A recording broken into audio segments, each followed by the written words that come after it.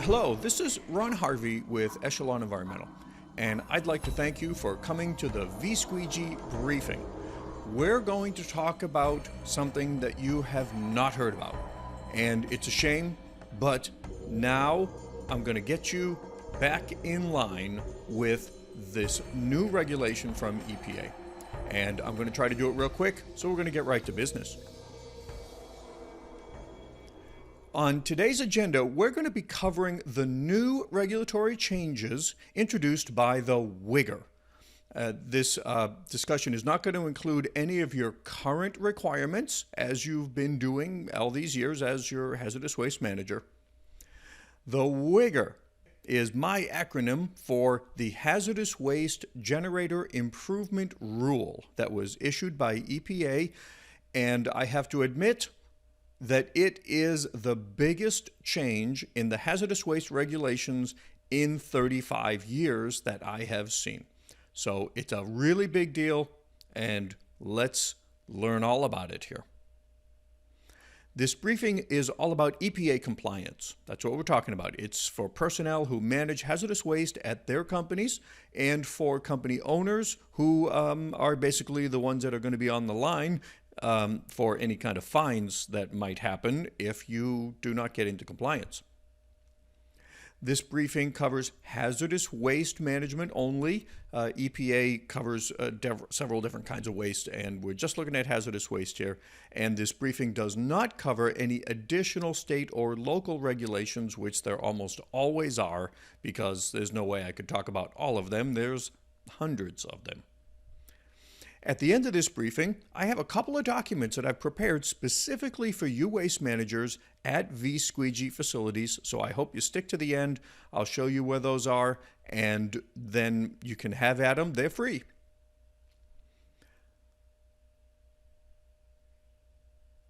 So, again, the HWGIR is the Hazardous Waste Generator Improvement Rule. The purpose of the HWGIR was to clarify and reorganize the waste management regulations, and I have to admit they needed to be done, okay? Because I've been going through these regulations for years, and they were scattered and kind of bits and pieces here and there. It was kind of silly. So in 2004, an internal EPA review found they had some problems. In 2013, a study showed that hazardous waste determinations by generators were lacking, and that's kind of a big deal. In 2015, EPA proposal was published in the Federal Register, and in 2016, the final rule was published and the HWGIR was born. The federal states and territories became subject to the HWGIR immediately. That's a long story behind that, but there's only two federal states, Alaska and Iowa, and the territories are all of the Indian tribes and the islands and places like that.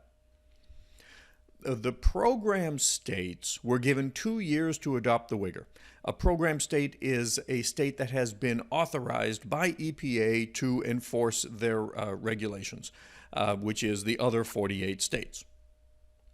And here's a map. This one isn't quite up to date. The yellow states that you see here are the states that have not adopted the HWGIR.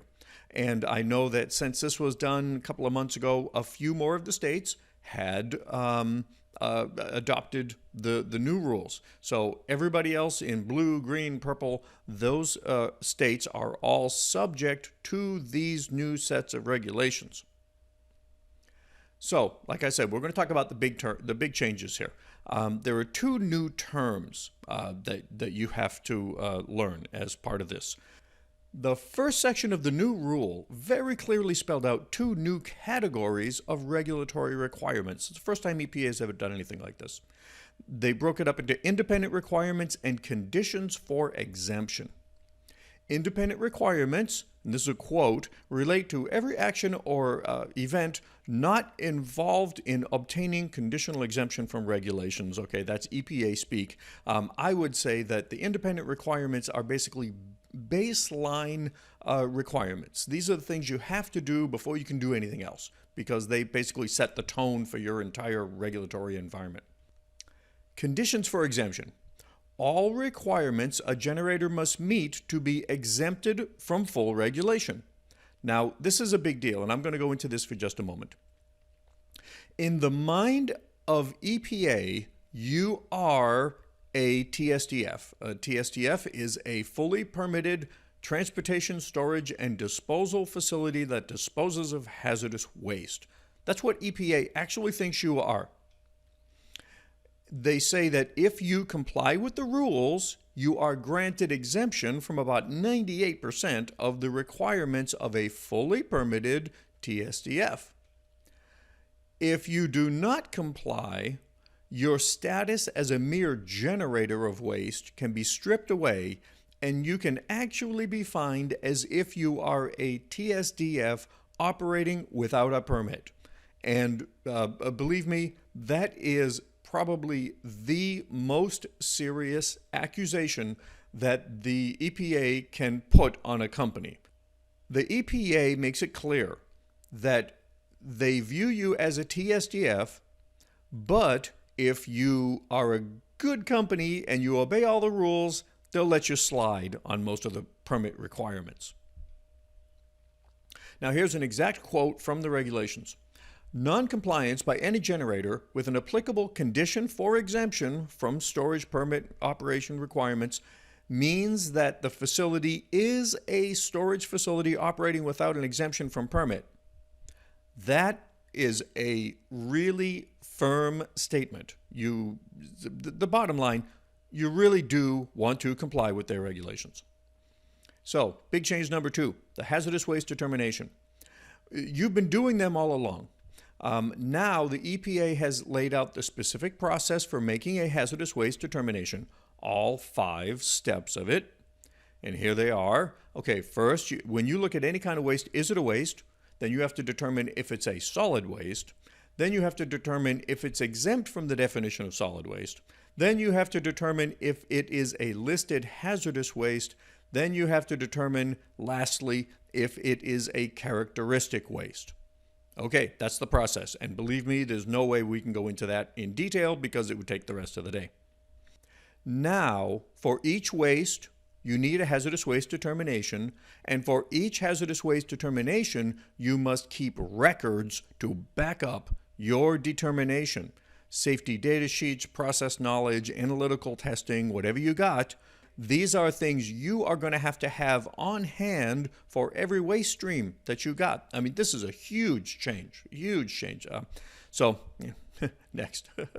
The result of the hazardous waste determination is to identify all of the EPA waste codes that apply to a given waste. Okay, the EPA waste codes, you've seen them on manifests, most likely. Okay, do 1 for flammables, do 2 for corrosives, food 3 for spent solvents. There's another couple hundred of them.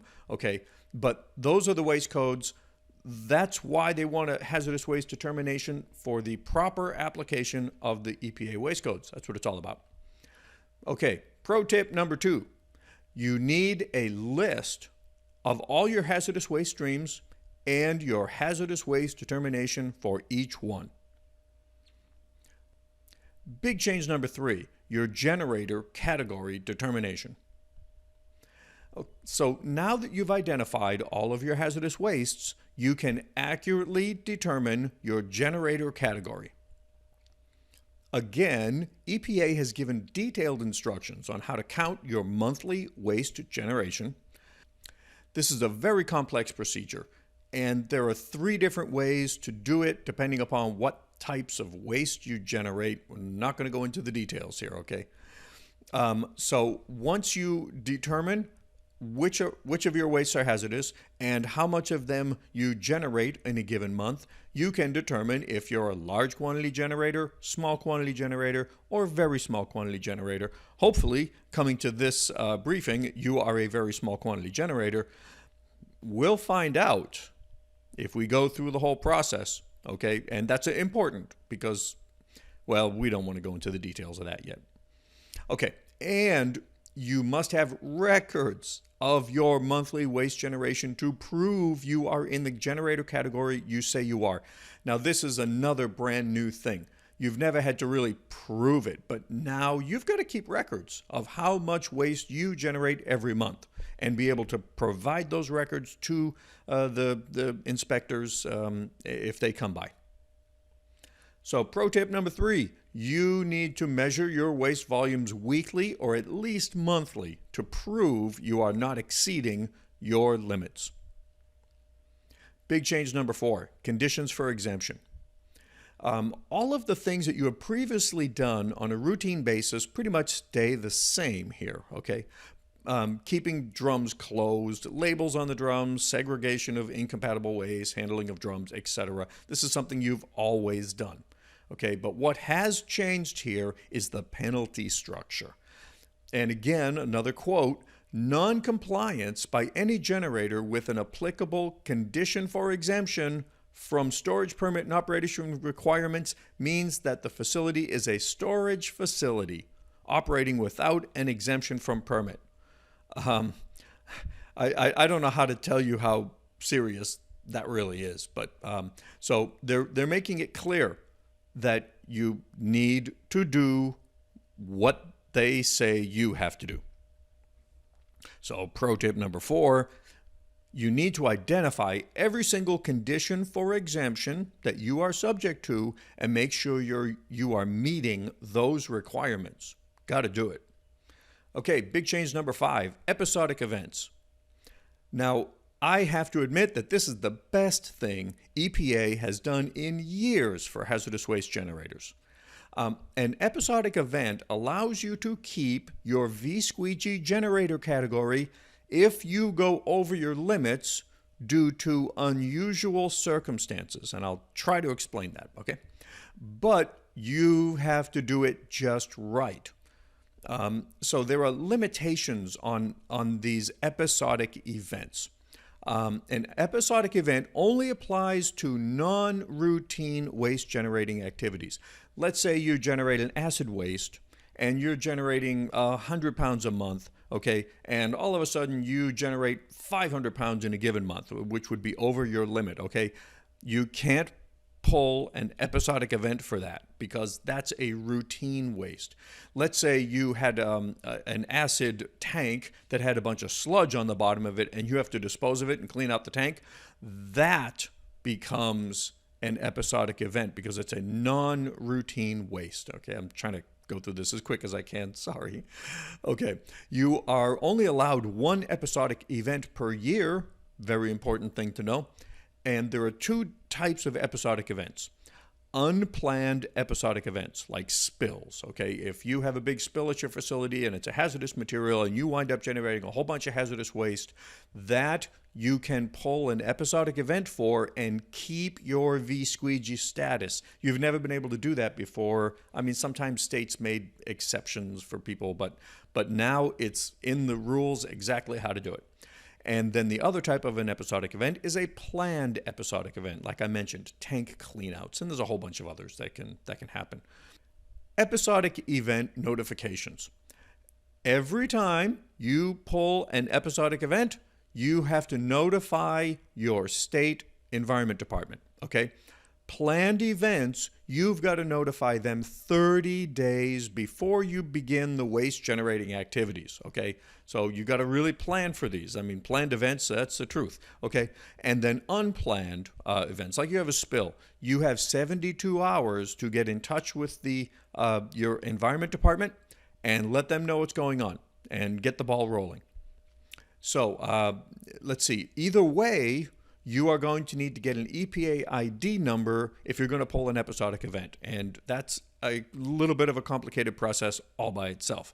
But if you don't have an ID number, you're going to have to get one to get an episodic event.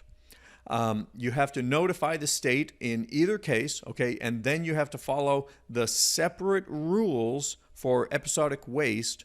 As far as waste management, there are separate rules. You have to mark them differently. You have to store them differently. It's like I said, there are limitations here. Okay, and the biggest one though, one of the biggest problems. They should have given you more time.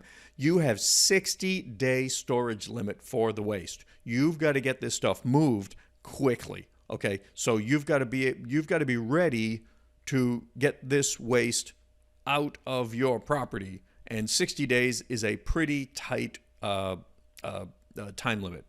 I would say so. So, pro tip number 5, if there is any possibility of needing an episodic event, make sure you know the exact procedures to follow before you start. You don't want to get tripped up on this, because if you have a generating event and you think you're following all the rules and they disagree, they are basically going to say that you're disqualified from having an episodic event, and now you're a large quantity generator or something like that. Okay, you never want to go there. All right, so next, making the big changes, the HWGIR toolbox. See, I've been inside thousands of businesses just like yours, and I know you want to do the right thing. Otherwise, you wouldn't be here. All right, and so you know that this needs to get done soon. That's why I've developed the HWGIR toolbox for hazardous waste managers. There is one objective right now for this, okay? Compliance with the EPA regulations for hazardous waste management, period. That's it. That's all we're trying to get done. But there are many paths to get there. So I've hacked my way through the forest of regulations and made 2 clear paths for you to follow. First, the HWGIR Compliance Workshop. The HWGIR Compliance Workshop is the fastest path to compliance. It is a live, one-on-one, done-for-you coaching. And in one day, we will cover your new requirements and get all of these things settled so that you can get back to work taking care of other stuff. Second is the HWGIR Compliance Course. The HWGIR Compliance Course is great if you are the studious type. It's a great path for you, okay? It's an online, self-paced course that covers every aspect of compliance with the HWGIR. It's simple, straightforward. This is what you got to do, A, B, C, D, E, F, G. To accelerate your progress in becoming a great waste manager, because that's really what I want you guys to become great waste managers. Okay, I have developed 2 supplemental programs to the courses and the workshops. They both will give you access to me for 1 full year and will supplement your growth as the waste manager for your facility. The laser coaching for waste managers. This is a great strategy for more advanced waste managers. It gives you 1 year of direct, unlimited, one-on-one access to me. If you have questions, problems, issues, it doesn't matter. You bring them to me, we will figure them out and get you back on path. My deep support package. If you have no one at your company to turn to for help, then this path will add to your workshop or course 1 year of access to my group support platform, which is a very comprehensive set of ways for you to find what you're looking for, get questions answered, and make sure that you're doing the right thing, because that's one of the hard parts for VSQG generators for the most part. You really aren't quite sure what needs to be done. With the deep support package, you will know what you need to do and you'll be able to get it taken care of. To find out more and to obtain the help you need with waste management at your facility, go to the link that I'm showing you right here. And when you finish this video, in the page just below, you will see the link there where you can go to the HWGIR Compliance Center. That's where I've put all of these programs. You can get to them easily that way. So I told you right at the beginning here, I was going to give you a couple of things. I'm going to give you a PDF of this presentation. I'm going to give you my HWGIR fact sheet, which spells out the basics, so you can print it out and show it to your boss and say, hey, look, I just found out that this is a whole new thing we got to do. And I'm going to give you a copy of the CFR, which is the Code of Federal Regulations, okay, trimmed just for VSQG. So the only thing you'll see there is are the applicable sections for your facility, and because there's like a whole bunch of other stuff that you don't need to pay attention to because it only applies to small and large quantity generators. Okay, so underneath this video here, I'm going to put all of the links to these documents as well, just for you. So thank you for watching. I hope this has been instructive. I went a little longer than I wanted to. So if you wish, you can leave a comment in the video. Fine, whatever you want to do. You can give me a call. You got my email address on the contact page at my website here. So, you know, there is hope for the hyper-regulated. And that's what I'm trying to do. Here's my contact information.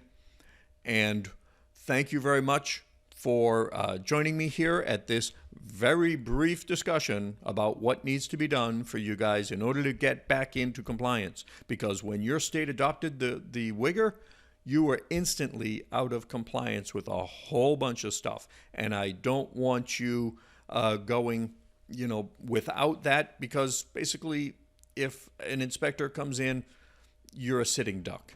And I don't want to see you guys remain in that position. It's not too hard to change. We can get it done and make sure that everything is good. All right, well, thank you very much. This is Ron Harvey signing off. Bye.